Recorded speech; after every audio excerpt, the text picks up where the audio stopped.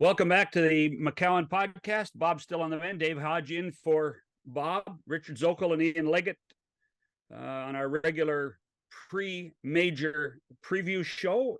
But since we've last talked, there have been congressional hearings about what the PGA Tour is in the midst of doing. Jay Monahan has returned from his leave of absence. So, Richard, what do you make of where golf is today and what we're going to see in the next little while? Well, it's really interesting. Senator Richard Blumenthal, Democrat from Connecticut, launched this subcommittee investigation, and it's interesting to see what it's going to happen. I think that first of all, I think that when the PGA Tour was fighting the Saudi group, they went to Congress to kind of get them to intervene, and basically now it's backfiring, and they're not going away now that there's this agreement to figure things out, and that will take at least 6 months to even just get something in paper for the policy board to ratify. It's caused concern both on both sides of the aisle in the U.S. to answer questions. There's concerns about its non-for-profit status, and then there's some concerns from a national security perspective with the Saudis, and then you can bring in China in here, them buying up U.S. assets, particularly historic assets, and whether or not that proves to be or could be a national security. So they're going to look at it that way. But the bottom line of this thing is, in the next 6 months, let's jump to January when the framework is more structured and it's gotten to the point where the PGA Tour Policy Board has to ratify it, and assuming they do, then I think that's where Congress and particularly the Federal Trade Commission is going to look at it from a anti-competitive strike or position, and if this becomes a monopoly. The Federal Trade Commission. It's interesting that the former chairman of AT&T quit the policy board last week, a day before the subcommittee. Randolph, what's his name? Lego Randolph. I can't remember his last name. Anyway, yeah. So as the chairman of AT&T, he has history wherein the Federal Trade Commission blocked the sale from Time Warner to buy AT&T and regulated them to break up. So, it's really going to be interesting to see if Congress and the United States is going to allow this agreement to happen when that happens, and it'll be early next year before that they'll even be able to take a look at it. I did watch the Senate hearings, and here's what I learned: all litigation has been halted, and that's all I learned, because that's all they said. Nothing else has been done, signed, or decided. An announcement to the contrary was clumsy. The PGA was willing to admit that. I wonder if it's possible if the game of golf remains unchanged, as if none of this was ever discussed. We talk about an agreement to get an agreement. I'm not sure there is an agreement to be achieved unless a lot of things change. And I wonder, I don't know how the PGA Tour comes out of this in any sort of positive way. It's already guilty of secrecy. For a lot of people, it's guilty of dealing with the Saudis to get dirty money that would, I think, allow the Saudis to take control of the tour.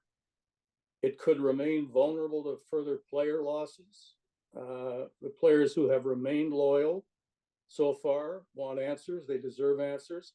And above all, as Dick says, this entire mess could be declared illegal by the U.S. Senate. The PGA Tour is back to its weakened financial position. So I think it's a mess, and I don't know that any agreement is in sight or could be predicted yet.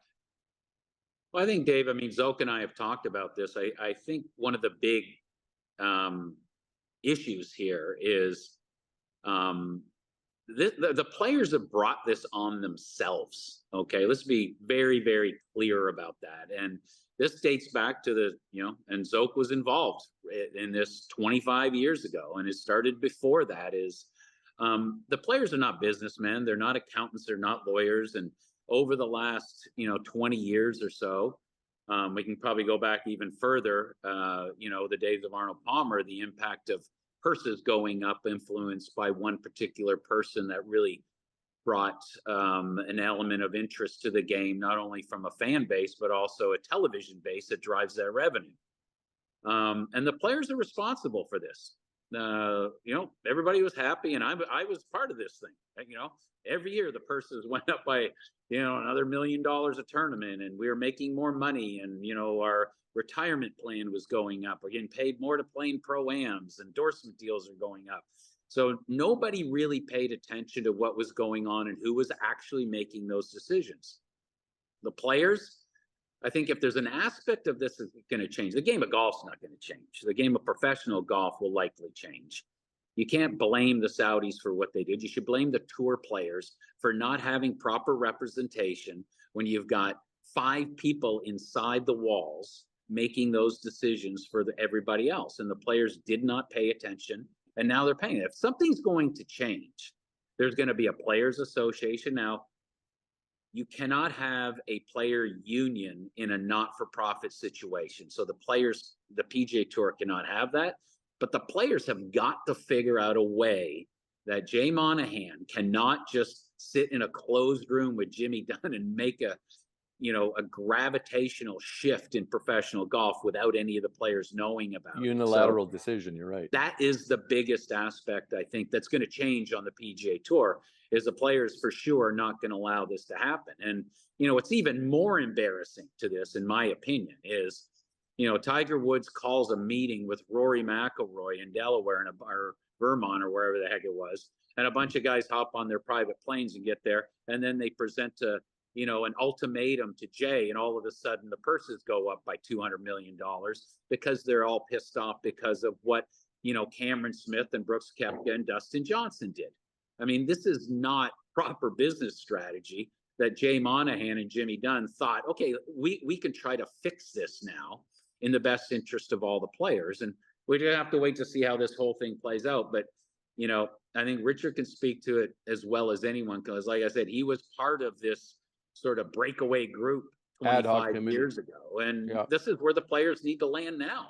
Right. I think that the problem, in my opinion, is, and I can't put the finger at the players. I point the finger at the previous commissioners, Dean Beeman, Fincham, and now Monahan. Back in 1968, when the PGA Tour fractured away from the PGA and created their own organization, Beeman structured it this private membership organization that literally doesn't have the proper balance of power. So let's look at a private membership organization. Is the members. They have the members, the board, and the executive team, and it goes around in a circle. So how it works, the shareholders or the members vote in the board of directors on an annual basis, whatever the number is, and whoever they are. I don't believe the players should sit on that board. They need to, the board of directors need to present to the players, and they get voted in. The board oversees the executive. So basically the executive run in fear of the board runs in fear of the shareholders, the people who have the vote, and this cycle of balance happens just like any other membership organization, like a private golf club. You have an AGM. The players on the PGA Tour, this organization was structured that the players don't have a vote. They don't control the board. And there's in the situation, there's 5 players on the policy board against 6 board seats, so they don't have a say. So I believe that in order for the players need representation right now, and they need to have influence, the player representative to the board of directors. He doesn't have to sit on the board, but the board runs in fear of the vote, but the share, the okay, but Dick, let me ask you this question: Are there enough players that are, entrepreneurial enough to understand the corporate structure, versus just saying, I'm going to worry about myself and my team? I'm going to worry about the people just around me. I'm not going to worry about what the tour is going to be. Yeah, That's been the problem in the past. So what Leggatt was referring to in 2000, there was about 25 of us that formed, and Payne Stewart was going to be the lead of our group. And we wanted to, as members of the PGA Tour, we wanted to look at the books, and we got denied. And so we hired this law firm out of Boston called Ropes and Gray. They were the legal firm that took the NBA Players Union and started in basketball. And we wanted in order to be, if you're a member, you are entitled to look at the books. You shouldn't be shut down. But how the PGA Tour was structured, that was a problem. And another case in point is that let's look at the Players Pension Fund. The PGA Tour Players Pension Fund does not meet the regulations of a proper pension fund that is protected by the government. It doesn't qualify because of its not-for-profit status.